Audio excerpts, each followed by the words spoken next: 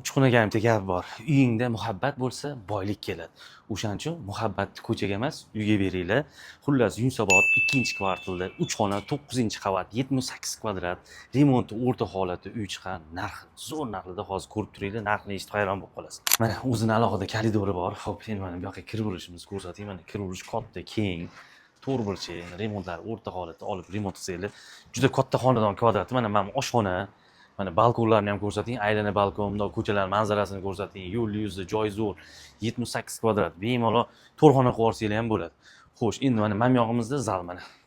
Zalni ko'rsating mana. Zal ham katta, keng, chiroyli qilingan. Xo'sh, endi bu yog'imizda hammom, tualetlari alohida ketgan. Bu yog'i vanna. Mana yog'imiz hojatxona, mana bu yoqni ham ko'rsating. Bu yoqda mana bitta spalni ham kattagina oyna romlari bor.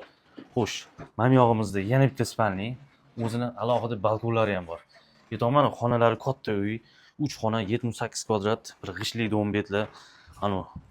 Xullas, narxini 53 ming so'rashyapti. Ozgina kelishtiradigan joyi bor. Tez aloqaga chiqinglar, yog'ini bosinglar, tamom.